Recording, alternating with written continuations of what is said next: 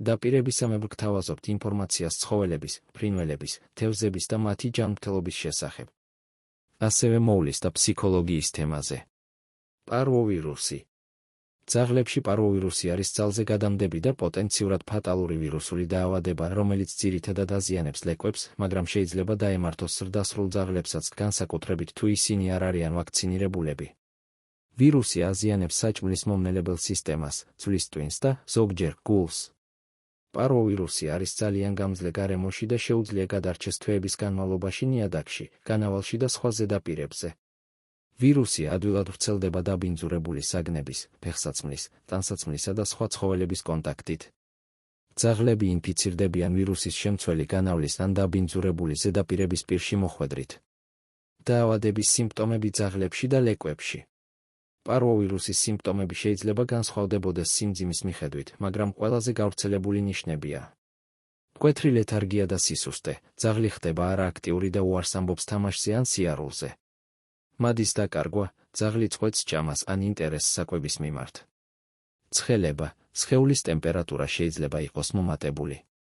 ღებინება, ხშირი და ძლიერი ღებინება, ზოგჯერ სისხლით. დიარეა, მძიმე, ხშირად სისხლიანი დიარეა, რომელსაც აქვს დამახასიათებელი სუნი. დეჰიდრატაცია, სითხის დაკარგვის გამო, რაც იწვევს პირის სიმშრალეს და კანის ელასტიურობის შემცირებას. ლეკვებში პარვოვირუსმა შეიძლება გამოიწვიოს მიოკარდიტი, გულის კუნთის ან თება, რაც იწვევს სუნთქვის გაძნელებას და უეცარ სიკვდილს.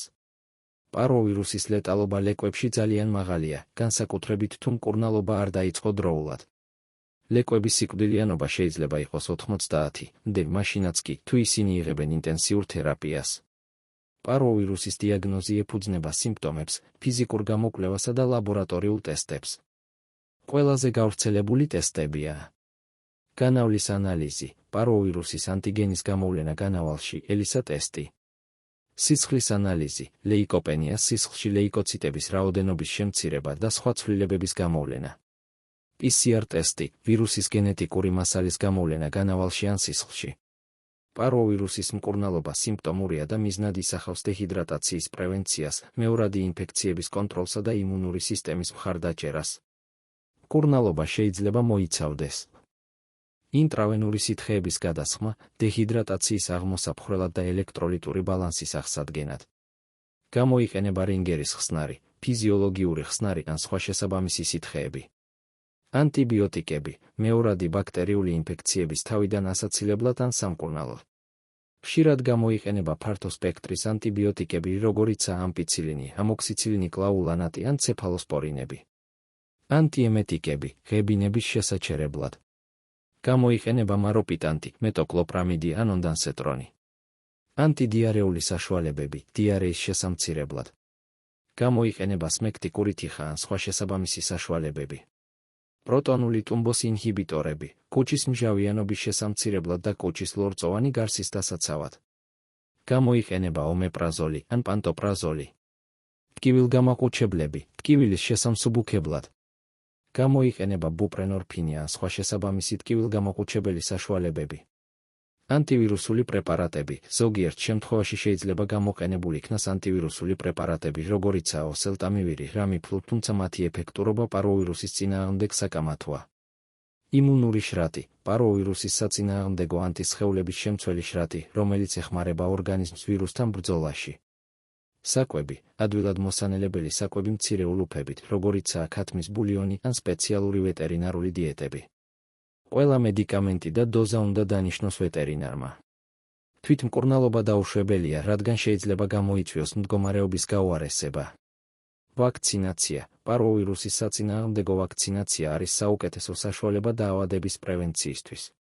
ლეკვები უნდა აიცრან 6-8 კვირის ასაკიდან, განმეორებითი დოზებით ყოველ 3-4 კვირაში, სანამ არ მიაღწევენ 16 კვირის ასაკს. ზრდასრულ ძაღლებს სჭირდებათ რევაქცინაცია ყოველ 1-3 წელიწადში, ვაქცინის ტიპის მიხედვით.